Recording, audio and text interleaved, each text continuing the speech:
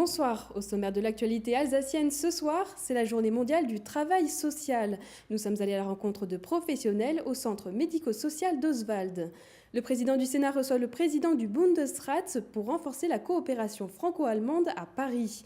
Et puis l'accordéon est à l'honneur pour la 22e édition du Printemps des Bretelles.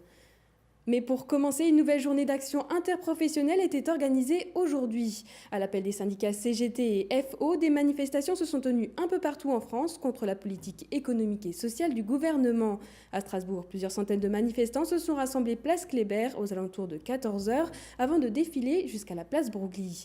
Professeurs, retraités, fonctionnaires ou encore enseignants, ils étaient tous là pour revendiquer une revalorisation du pouvoir d'achat et défendre les services publics. On écoute les responsables syndicaux Force ouvrière et CGT sur place. Si on fait ce que fait le gouvernement aujourd'hui, c'est tout simplement des provocations aujourd'hui.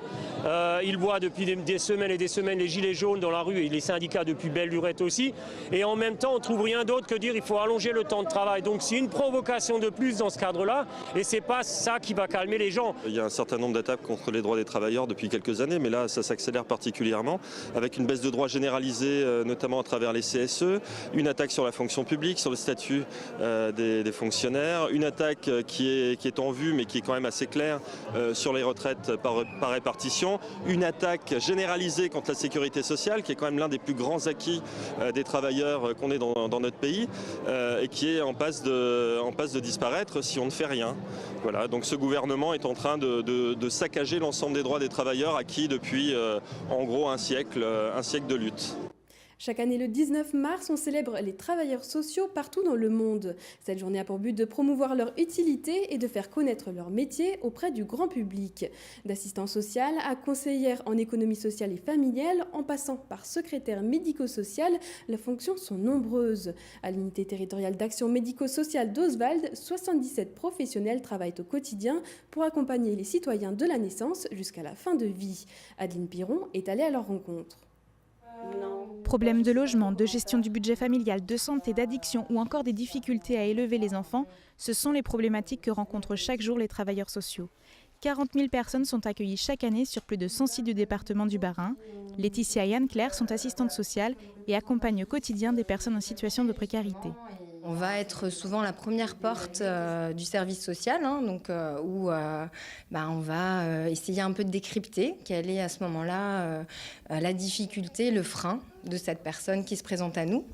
Et ça se passe vraiment à travers l'échange. On est beaucoup vraiment dans le dialogue, dans chercher à comprendre comment ils fonctionnent, qu'est-ce que eux comprennent de leurs difficultés. Et on prend vraiment le temps, on essaye du moins avec les moyens qu'on peut de les écouter. Une oreille attentive quand les mots manquent, c'est ce qu'il reste aux assistantes sociales. À l'accueil, le rôle de Sophie, secrétaire médico-sociale, est d'accueillir les usagers. Elle les oriente, les accompagne dans leur démarche administrative et les prises de rendez-vous, un premier contact primordial. Au niveau de nos métiers, c'est être dans une relation d'empathie et de prise en compte de la demande. C'est aussi un sas de décompression, l'accueil, où on peut poser les choses et poser les problèmes qu'on rencontre au quotidien et souvent d'avoir pu définir un périmètre de difficultés et de pouvoir apporter une réponse. Ça désamorce souvent aussi les problématiques et les tensions qui peuvent graviter autour.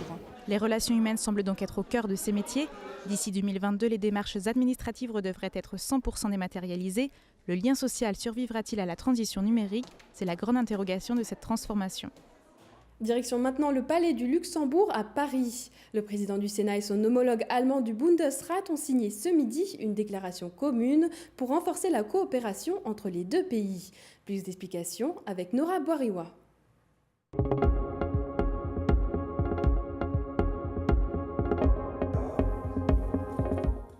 56 ans après le traité de l'Élysée, les parlementaires français et allemands travaillent toujours ensemble pour renforcer la coopération entre les deux pays. Une déclaration interparlementaire franco-allemande entre le Sénat et le Bundesrat, la chambre qui représente les Länder allemands, a été signée ce mardi. Un sujet qui nous tient particulièrement à cœur, c'est de ne pas tout mobiliser au niveau de nos institutions, mais promouvoir surtout, essentiellement, les échanges entre entrepreneurs, les entreprises, le monde économique, les échanges avec la société civile et surtout les échanges avec nos jeunes, avec la jeunesse. Malgré les différences entre les deux systèmes institutionnels, le Sénat et le Bundesrat partagent un même intérêt pour la prise en compte des territoires, la coopération décentralisée et transfrontalière ou encore les questions européennes. Nous ferons tout également dans le cadre de l'Europe pour promouvoir à nouveau, si c'était nécessaire, ce moteur franco-allemand. Nous avons également échangé des sujets que nous traiterons au mois de juillet prochain lorsque nous accueillerons nos amis allemands dans le cadre du groupe d'amitié. Ils sont très intéressés par ce que nous faisons au niveau des start-up. Cette coopération entre les deux chambres vient en complémentarité de l'Assemblée parlementaire franco-allemande, composée de 100 députés français et allemands. Elle verra le jour le 25 mars prochain. RGDS, partenaire des Alsaciens qui s'engagent. 15% des Français ont déjà entendu parler de start-up en région, selon l'étude Kantar TNS. Sortie en mars, elle montre aussi que ces jeunes entreprises ont un rôle à jouer en région, notamment sur l'économie locale et l'emploi, si elles gagnent en visibilité. Et c'est justement pour se faire connaître que 120 start-up régionales participent aux Start-up Days. Pendant 10 jours, elles seront accueillies dans les boutiques Orange pour se confronter au regard du grand public. En Alsace, elles seront 4 à proposer aux visiteurs de tester leur application et leur concept. Un reportage de Cécile Motz.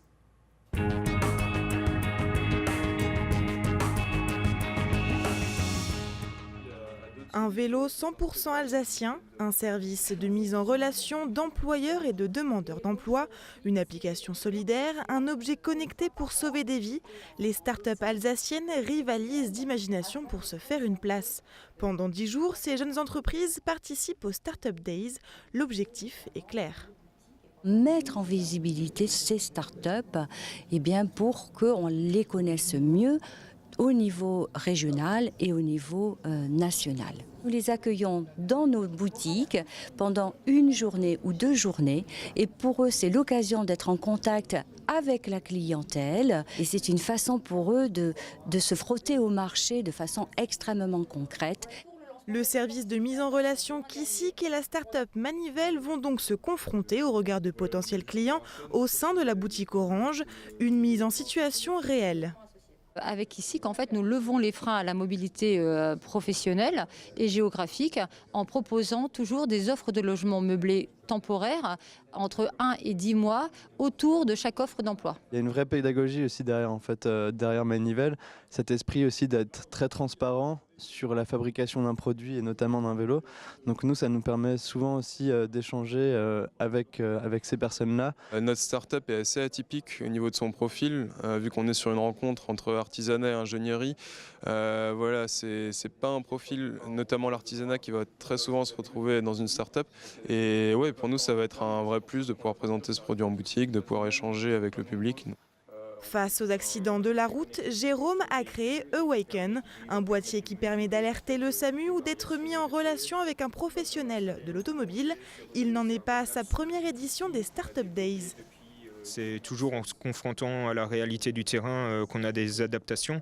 Alors maintenant, on a quand même une expérience de plus de 2 ans en commercialisation, donc on a quand même une offre assez peaufinée. Mais voilà, ça va nous permettre aussi de comparer notre expérience de cette année comparée à celle d'il y a 2 ans, et puis de voir quels sont les résultats.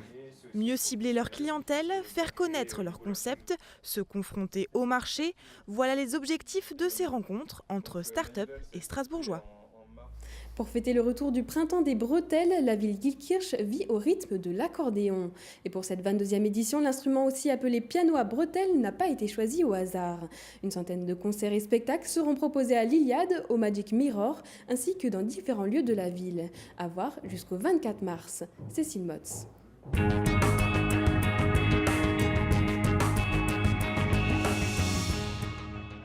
Bars, hôtels, restaurants, ils sont plus d'une vingtaine de lieux à accueillir des rencontres du Festival des Bretelles.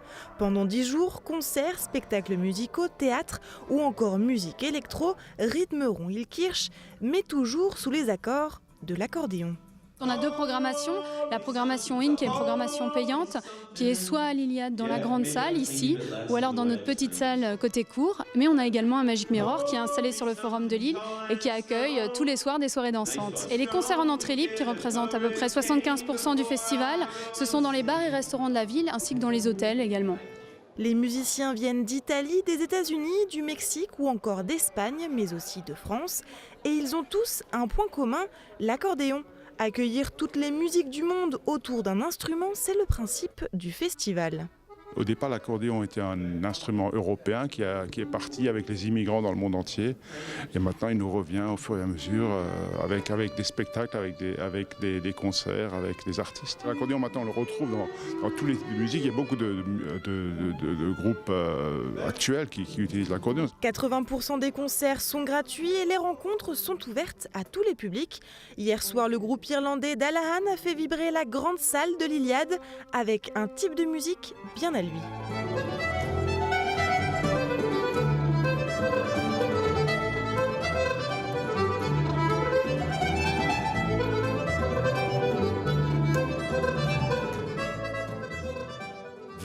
Finalement, nous jouons très peu de musique traditionnelle écossaise ou même irlandaise. Nous avons commencé comme groupe irlandais, mais nous avons ajouté de la musique des Balkans, Hongrie, Roumanie, etc. Nous avons aussi des influences de musique bluegrass ou de folk américaine. Tout mis ensemble, c'est très international. C'est pourquoi nous faisons de la musique qu'on appelle folk du monde. Et dans ce style singulier, le piano à bretelles a toute sa place.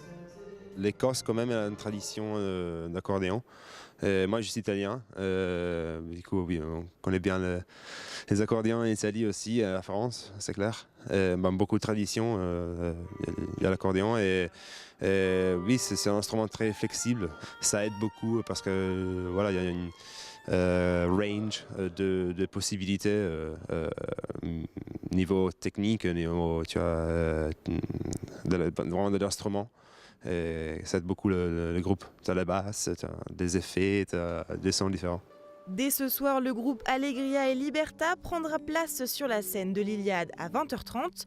Autre moment fort du festival, le spectacle musical Flonflon, présenté par les Épinoirs jeudi soir. Et pour clôturer ce journal, voici l'image du jour d'Olivier Anne. Un nouveau site pour le tourisme alsacien. Visite sans e.alsace est un site moderne et très intuitif qui a été lancé aujourd'hui par le CRT, Alsace Destination Tourisme, le SIVA et l'Eurométropole.